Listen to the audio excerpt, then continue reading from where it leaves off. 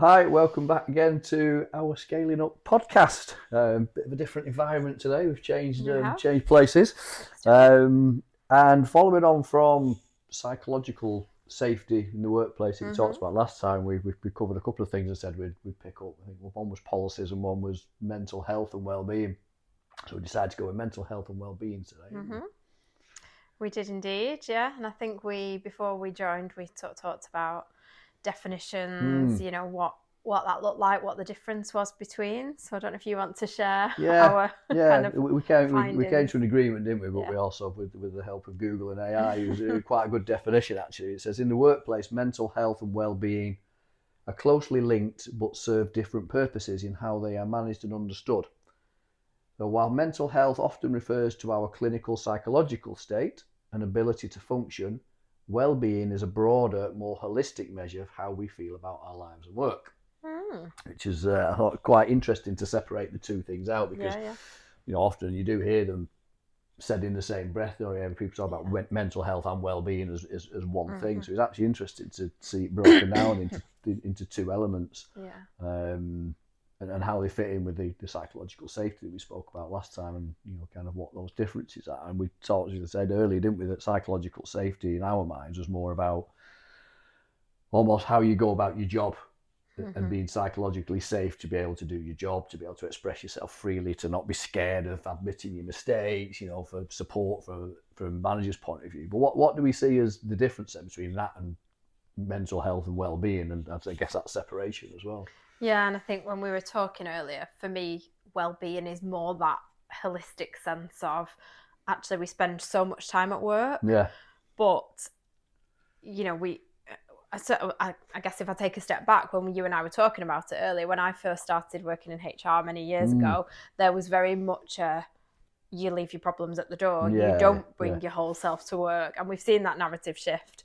But I do think there is the aspect of actually if you feel that your things that are going on outside of work from a well-being perspective are not cared about, or you're not allowed to express that Mm. because that's very much a problem that's to do with, I don't know, kind of family stuff, you've got caring responsibilities, there's something outside of work that's having that impact from a well-being perspective, then you should feel safe. And that's where I think the crossover is Mm. around the psychological safety. You should feel safe to be able to share that in work in the right environment with line manager or the right support kind of approach to make sure that actually you can still deliver and do your job, but also know that you're free and you're safe to say, I'm struggling with X at the minute, and these things might obviously present, and there's no sort of Mm. demarcation between the two. Yeah. Yeah. Definitely. Yeah. And I think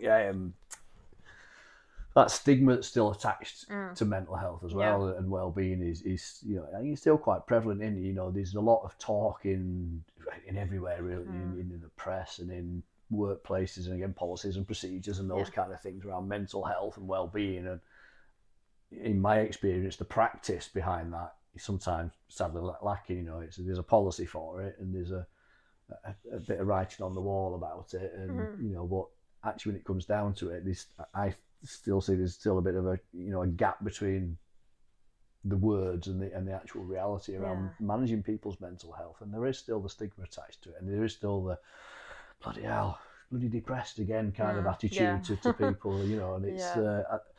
for me breaking that down is the difficult barrier, I think. Yeah, and I'm laughing because I hear that a lot doing what I do. It's I think the reference and the definition you talked about earlier, it is a psychological state from a mental health Mm, perspective, but it's like, we are learning more and more about these things, and it is very much a spectrum. So I don't think any of us are. I used to have a friend that used to say that person's got mental health, and I'd be like, what does that mean? got Like, mental health, yeah, it's a spectrum. We yeah. all have periods in our lives where things happen, and there may be a time when you are suffering more. You might be anxious, you might be depressed, you might be somewhere else on that spectrum that makes you feel like actually my mental health is not operating at optimum Mm, at the minute because I've got this other stuff going on and it's having a bit of an impact. And I think for me, yeah, that stigma still happens in the workplace, and I do still speak to managers who will say, well, it's got a fit note and it says depression. Like, great, we can't do anything. We can't touch that. Yeah. And I think, it's so interesting because I come at this from two angles.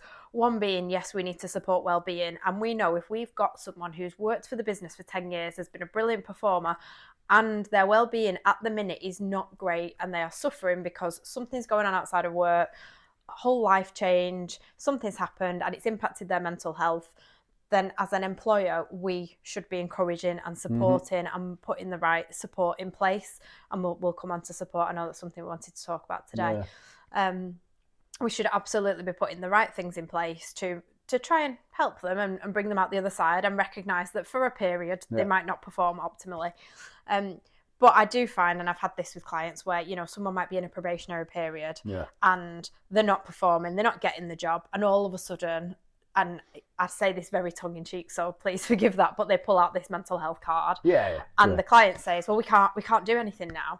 And for me, it's not that we can't do anything or manage that. It's that we explore that and we understand what that means. So what does it mean that your mental health's suffering? Share with us how it's impacting, what's going on for you. Do we need to put support things in place? Does that mean that, you've got a particular thing going on and it's for a finite period of time and we might, revisit this in a few weeks? We might give you access to some support. It might be that, we need to train you or do something differently, but we'll still get you there. Or it might just be, and I think this is where the eye roll comes from because people have experienced this, and the cynical side of a lot of my clients has seen this before, and I've seen it before.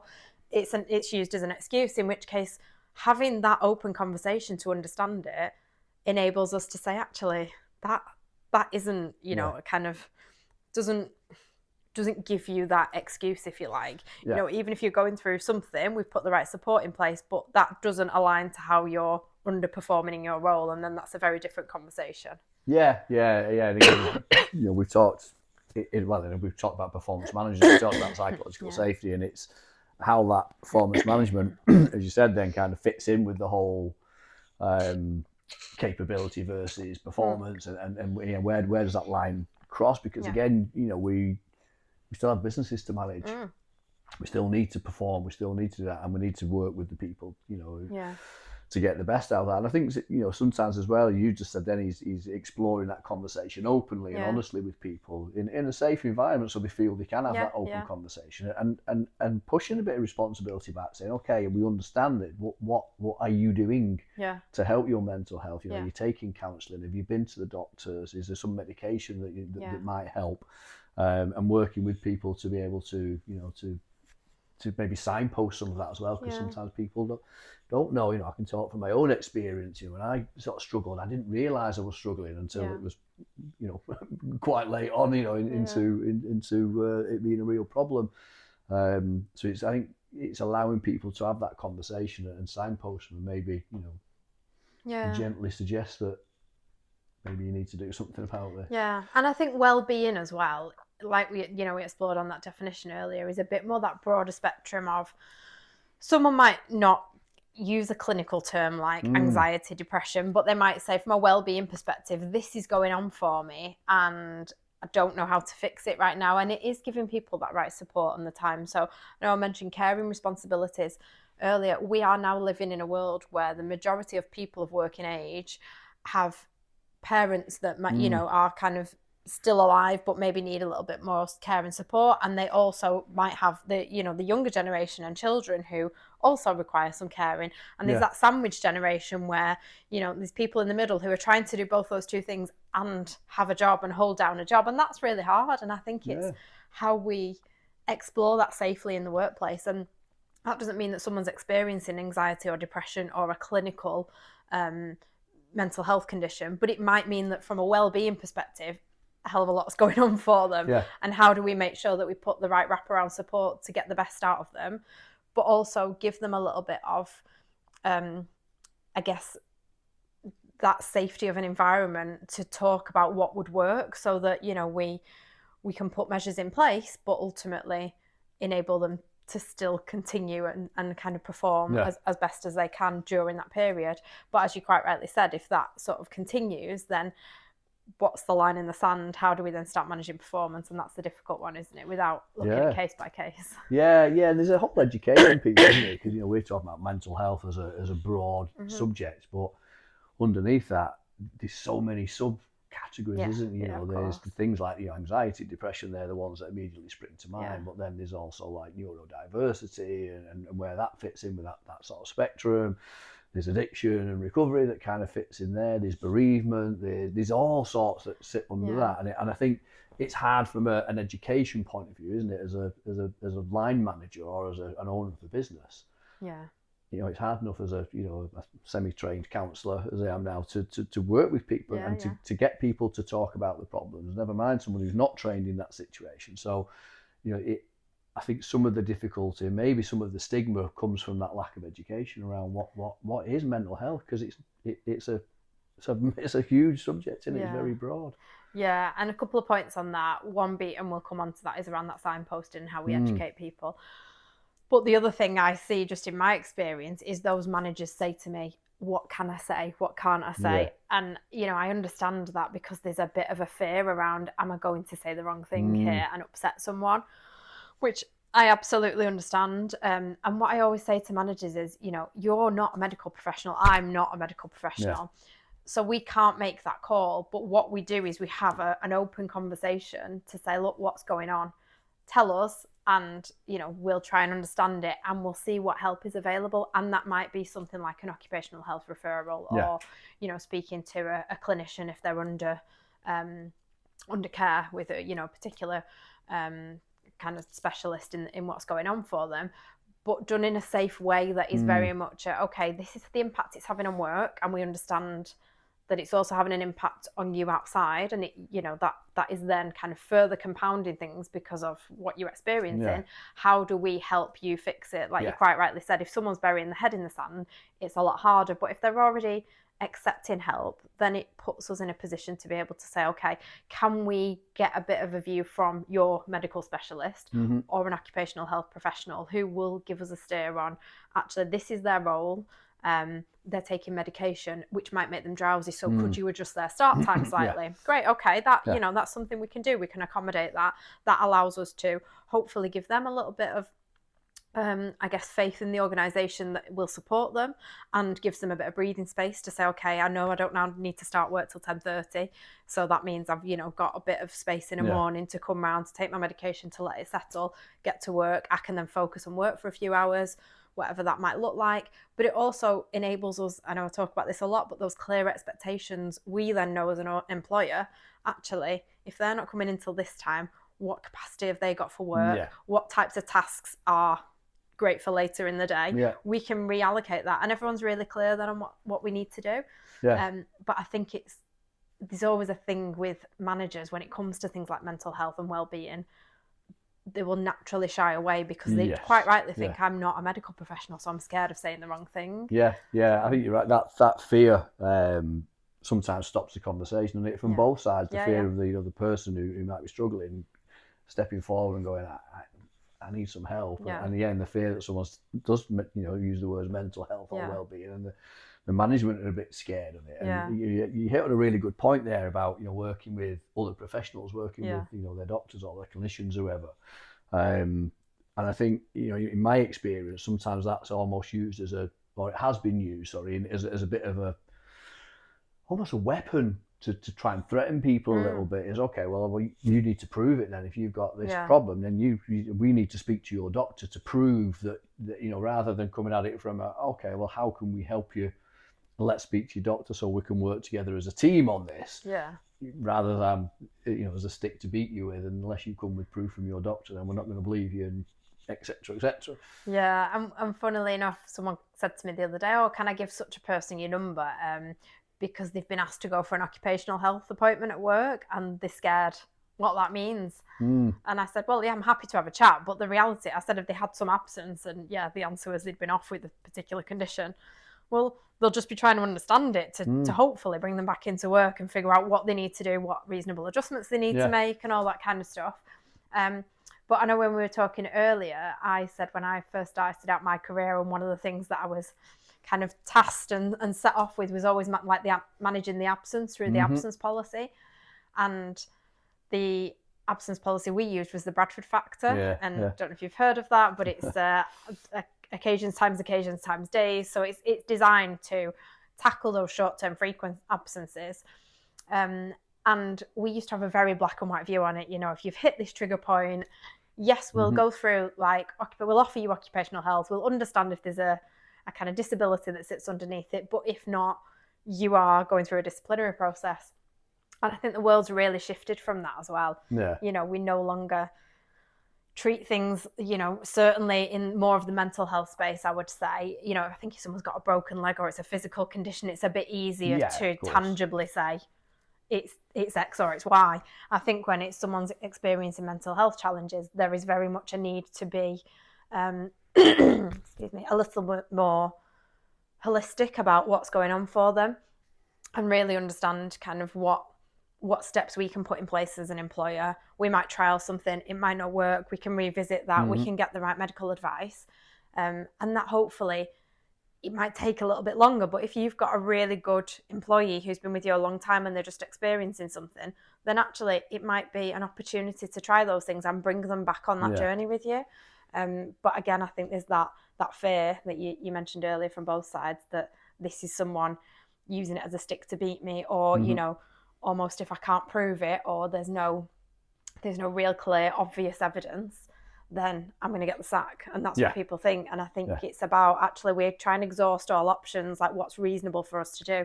That example I used earlier, and I use that one quite a lot. Someone's on medication, makes them drowsy. How about adjusting the start time? That feels for most organisations something that's really reasonable, really easily to adapt to, you know, work things around that. And that might just help someone. Yeah. Yeah, and it goes into, you know, you talked before about signposting. Is around education is what are those signs? Where do you send people? Who do you contact? You know, depending on the size of your organisation, things like EAPs and the employment assistance programs, where people can have access to counsellors and somebody to ring to talk about in a confidential environment. So they don't have to go forward to their employer or you know, to somebody in the organisation. But obviously that comes at a cost and it's not available to everybody.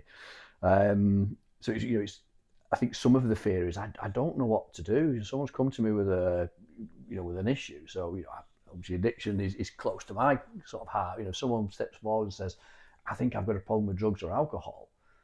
If you'd have said that to me 20 years ago when I first became a manager, I'd have been like, what do I do with this? Oh, just stop. Yeah. Just don't do it anymore. Don't drink on a Sunday night. So you're off on, you know.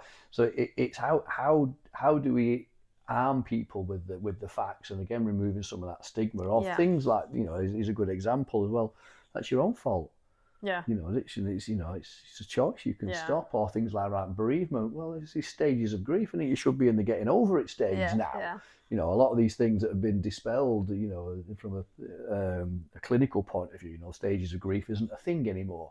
You know, there are a lot, but because there's a, you know, a long held thought process around, well, this is how you manage, you know, bereavement and death. I didn't realise that had been dispelled. That's interesting. Yeah. Stages of grief isn't really sort of clinically held anymore. There's Kubler-Ross's like change curve and we used to talk about that we'll talk about that in another one, but it was there's more. The more of the thing now is you bounce in and out of it. Is that you'll go through acceptance, but then you'll also go back into denial and then you'll go into, I can't remember what the stage is off the top of my head now, almost the I'm okay stage, and then back into anger. So there's almost that acceptance now that and it's not a linear thing, is it? It's like, you know, we talk about it as it but it doesn't just go, it goes like that. That sometimes goes like that backwards again and then up and down. So it's looking at it different. So, you know, the point of making there is, how do we arm people to be able to almost take away some of the prejudice that's around mental health as well? Because, you know, I'm going to use myself as an example.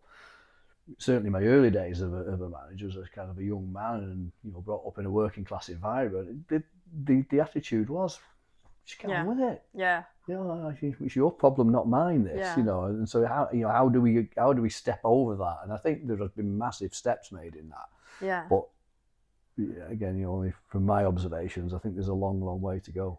Stigma's such an important one, isn't it? Because I do just think, like, again, when I first started out in this world, it was you leave your problems at the door. Yeah. And if you got that sick note that said depression, it was an eye roll. It was what are we going to do now? And I think it is that education piece. It's when we've come like massive strides in terms of, you know, how organizations see that, how the kind of the world sees that. One thing, you know, in terms of how we can signpost support as well, I see in not necessarily huge organizations, I see it with some of the smaller clients I work with as well, but mental health first aiders is, and it's not a mandatory, you know, like obviously health and safety wise, you have to have so many first aiders on site.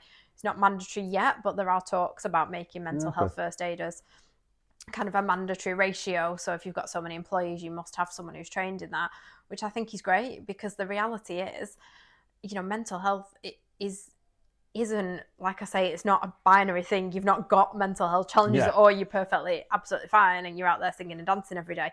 We all operate on this spectrum. You know, we all have life experiences and things that happen that might tip us slightly into actually, I'm not feeling great about this and it is impacting my mental health. And then we'll have other weeks or times of our lives where we go, actually, things are really good.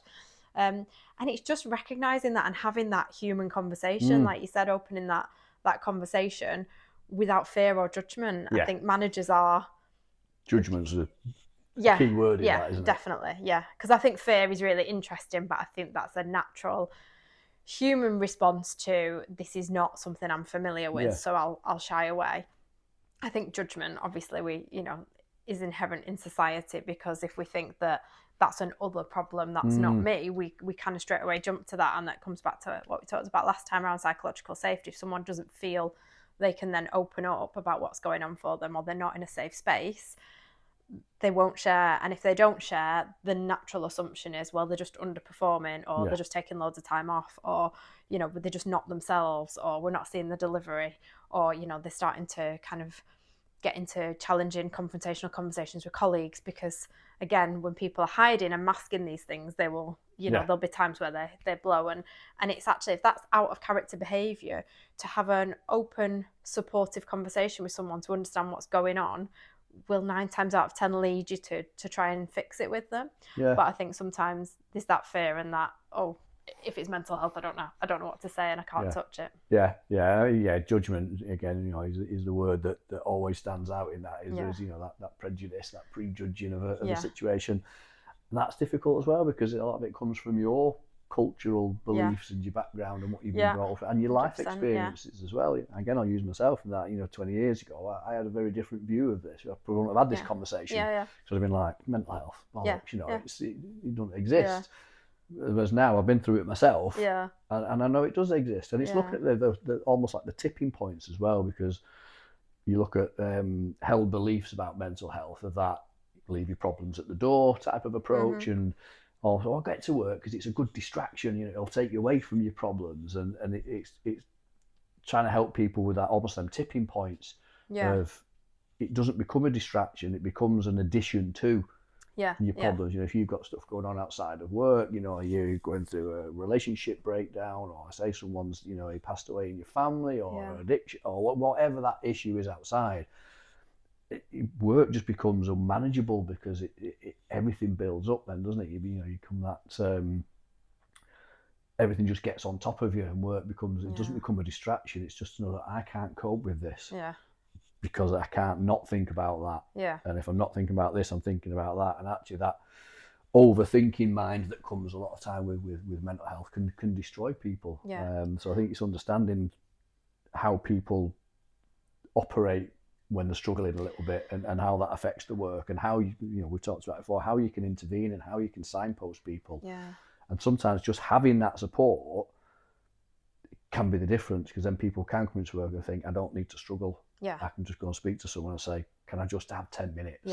I need to have an extra break today, or whatever that may be. Is just being able to be open and go, today I'm overthinking a lot, and this is not a good place to be. And it's interesting you say that, because I've always had this mindset of, well, I just distract with work. I've always sort of kept that as a constant when stuff's been going on in my life. But actually, you're right, that's very individual, and that might work for some people. But it's that freedom, isn't it, in that distraction. So even if you are turning up to work every day, if you've been able to be open with someone and say, okay, this is what's going on, but I'm fine to be in work, but I might need X or I might need Y at some point. Yeah. And then have that relationship with a line manager or a peer or someone you can say, can I just take this time? I just, this is going on and it's feeling overwhelming. This is what I need to do. That's much better than someone struggling without saying anything on their own, not being able to express that and share that with kind of a trusted colleague. Yeah. They sort of go into themselves then, and then you might see higher absences as a result of it, because someone might think, well, actually I can't cope and I don't feel safe to say anything, so I'll just ring in sick. Yeah. And that's when the dreaded sick note lands and it says depression, and people think, well, no one told us, like we didn't know what was going on. Yeah. So I think you're right, almost that intervention early on and having that safe space for someone is really, really helpful. Yeah. Yeah, or the other side of that is I'll force myself to come in and I'll muddle through and make a mistake, or not perform or not deliver, and then it comes the other conversation. Yeah. And when all of a sudden performance gets mentioned, and then you start to talk about, well, I've got these problems. And I think sometimes that's where that fear comes in, because it's almost like, well, I'm going into this meeting to talk about performance. Oh my God, they've thrown me this curveball about this thing that's going on. And what do I do? And I get with managers as well, allowing them to be able to accept it of, oh, maybe I should have seen this. Yeah, and I think you're right. It's that education piece, isn't it? And I know we'll probably do another episode on this. It's really interesting, but you've talked a few times about addiction there. And when I work with clients and we write alcohol and drug policies, one of the things we often say in there is, actually, if you come to us and say there's an issue, or if you explain that there's a problem, we will help you, support you, put the right interventions in place. If it's after the fact because something's gone wrong, we might not be as supportive. Yeah. And I know you and I have our own views on substance, and we'll probably do an episode on that because it's something close to both our hearts. But I think, it's the same principle, isn't it? If you are able to be open with your manager and say, this is what's going on for me, it is impacting my mental health. I think well-being wise, I'm not in the best place, but this is what I might need, or how do you help me? And the manager says, okay, we've got all these support tools. You mentioned EAP programs are great. They're often kind of quite nominal in terms of cost, but you're right, they often confidential helplines, counselling services. I always say as well, like, we never get stats, as a HR person or as a kind of business owner. All you get is, you do get stats, but you'll get the number of calls. So you don't get names and what the issue was. No. It is 100% confidential, but you might get, we had 5 calls this month, we had none this month. But if you're a line manager and someone comes to you and shares what's going on for them, you've got all these tools at your disposal, mental health first aiders, occupational health, EAP, other managers, people like myself, people like yourself. You can talk to your support functions.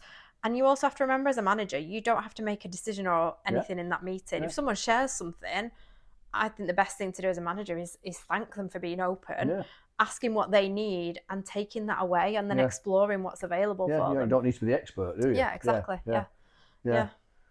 Well, I think we're coming to the end, and as always with these things, I think, God, we've got enough to talk about on this. No, and then we could talk for another half an hour, because it does go off in so many different directions. And I think we've put another 2 topics on the list. And each of those directions almost has its own little way of managing it. But we talked again there about putting the right policies in place, and the right education and training. And then particularly around sort of addiction in the workplace is a bigger issue than people would probably give it credit for, because of stigma, because of fear and all that. So maybe we've got 3 other ones to go. So no, it's been a really interesting conversation, one that there isn't an easy fix to it, but I think being open and being aware of mental health as a broad subject. But I think the main thing is that non-judgmental approach, is being able to say to people, it's okay, let's have this conversation. Let's not be scared either side, and together we'll kind of work it out, rather than head in the sand. And definitely. And I think it's like anything, isn't it? Communication. If you kind of can have that conversation, even if it feels a little bit uncomfortable, it allows then that open book, and you can then work through it together. Yeah, definitely. Well, thanks.